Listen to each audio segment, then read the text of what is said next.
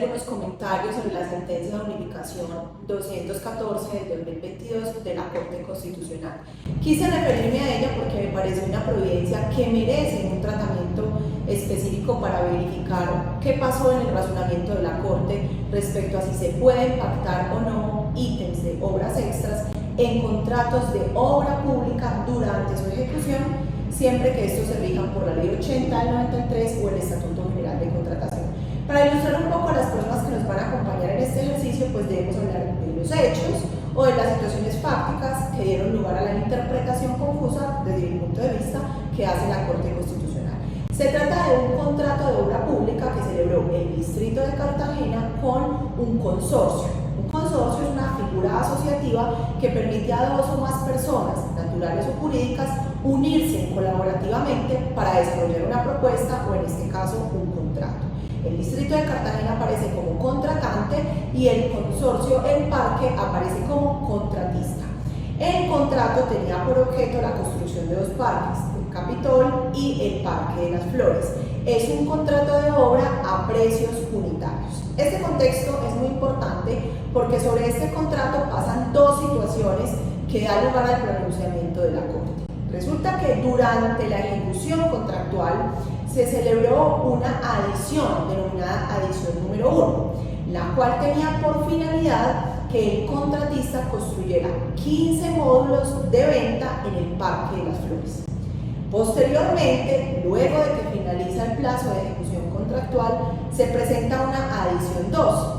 La adición 1 tenía por objeto 15 módulos y la adición 2, que se presenta después del plazo contractual, tenía por finalidad la construcción de 30 módulos adicionales. Debe indicarse que los módulos de venta no estaban previstos en el contrato original. Ese es el contexto bajo el cual la Corte hace el análisis. Bajo estos hechos, el alcalde del Distrito de Cartagena fue condenado en primera y en segunda instancia por el delito de celebración del contrato sin el cumplimiento de los requisitos legales. Dos argumentos importantes. Primero, que las adiciones no hacían parte del contrato original y sobre eso dejo algunas salvedades que más adelante voy a explicar. Y por otra razón que me parece válida, juiciosa, y es que la adición número 2 se realizó por fuera del plazo de ejecución contractual, es decir, cuando ya no estaba presente el periodo de ejecución. Y en ese caso debió tratarse de un nuevo contrato con un nuevo proceso de selección, razonamiento que es totalmente adecuado. Debido a que el alcalde fue condenado en primera y en segunda instancia, se presentó el recurso de casación que lo debía resolver la Corte Suprema de Justicia. La Corte no casa la sentencia y en este caso confirma la sentencia condenatoria de segunda instancia. Luego de este procedimiento, entonces, el representante judicial del alcalde presenta una tutela contra providencia judicial, que es totalmente permitido, buscando entonces que a través de este mecanismo constitucional se modificara o se revocara un poco la decisión por algún defecto que habría tenido la providencia. Se interpone la tutela y en primera instancia se niega el amparo, en segunda instancia se niega el amparo y entonces se entrega a la Corte Constitucional el expediente para que decida si va a revisión o no va a revisión. La Sala Plena de la Corte Constitucional decide asumir el conocimiento de esta tutela e indica que habían razones suficientes para emitir una sentencia de unificación sobre este tema. Dentro de las razones que se exponen es que en las Cortes hay disparidad sobre el contenido y el alcance de las adiciones contractuales que están previstas en el parágrafo 40 de la Ley 80 del 93. Este recorrido entonces judicial y este recorrido de providencias es muy importante porque tenemos en resumen una sentencia en primera y en segunda instancia condenatoria, un recurso de casación que no prospera, una sentencia de tutela en primera y en segunda instancia que niega el amparo constitucional y un recurso y una revisión que va a la Corte Constitucional que en Sala Plena decide unificar sobre la materia algunos puntos importantes. Debo advertirlo porque si bien es cierto la Corte Constitucional en ejercicio de sus funciones puede emitir este tipo de fallos, pues sabemos que el juez natural del contrato es el Consejo de Estado, tratándose entonces de contratos públicos bajo el régimen del Estatuto General de Contratación. Si bien es cierto, es acertado el pronunciamiento de la Corte cuando indica que no puede hablarse de adición contractual cuando ya se había culminado el plazo de ejecución y las partes pactaron realizar nuevos módulos para los vendedores, era necesario celebrar un nuevo contrato mediado a través de un proceso de selección. Sin embargo, aquí hay un asunto problemático que quiero exponerles y que para todos los efectos vamos a recurrir exactamente y de manera literal a lo que dice la Corte. Y es la interpretación que esta corporación hace frente al contrato adicional, que no es otra cosa que un nuevo contrato, y la adición contractual. Voy a irme específicamente a la cápite de análisis y consideraciones que hace la Corte, numeral 324, en el cual dicha corporación expresa lo siguiente.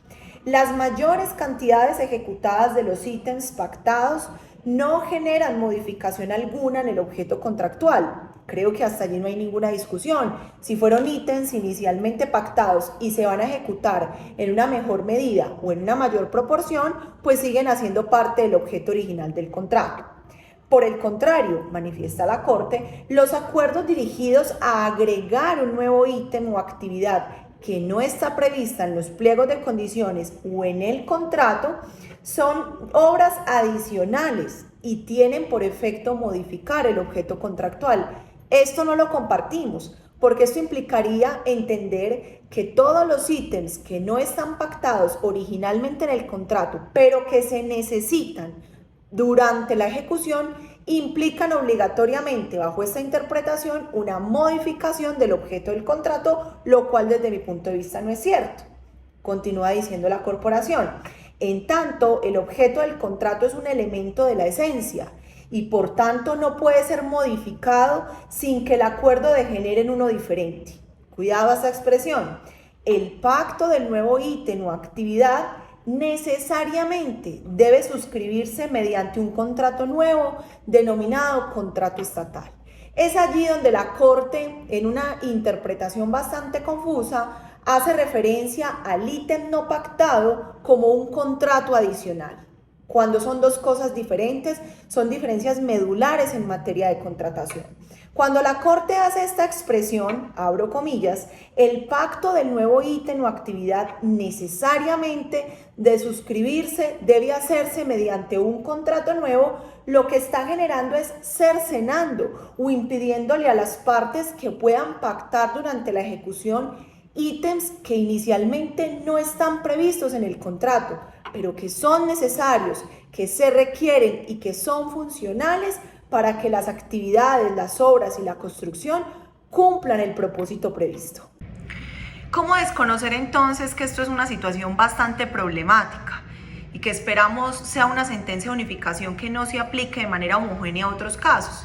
Porque desconocería la naturaleza misma del contrato de obra y la dinámica de estos tipos de contratos. Quienes se ocupan en esta disciplina y también en materia de ingeniería, de servicios, de consultoría, saben y conocen que este tipo de contratos, por su complejidad, por la periodicidad, por el tiempo en el que se desarrollan, necesariamente requieren hacer algunos ajustes dentro de su ejecución. Y para eso precisamente la libertad contractual de las partes. Y esto no afecta de ninguna manera ni implica per se una violación al principio de planeación, pues es necesario comprender que hay obras que durante su ejecución requieren hacer ciertos ajustes para mejorar su funcionalidad.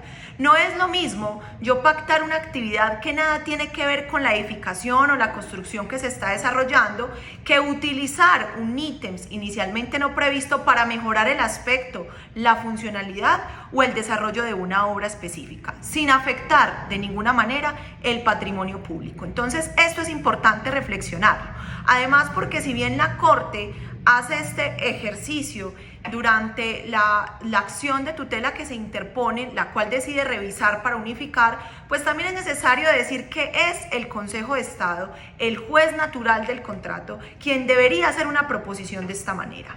De hecho, uno de los magistrados que hace la aclaración de voto, el doctor Alejandro Linares, precisa específicamente que esto no se trata de una sentencia de unificación, que realmente no se están diciendo las condiciones técnicas y las condiciones de procedencia para una adición contractual, sino que se está generando una afectación de uno u otro criterio, y eso implicaría generar una prohibición de que las partes puedan llegar a acuerdos durante la ejecución del contrato, temerosas a que estos deban quedar como contratos adicionales o como nuevos contratos.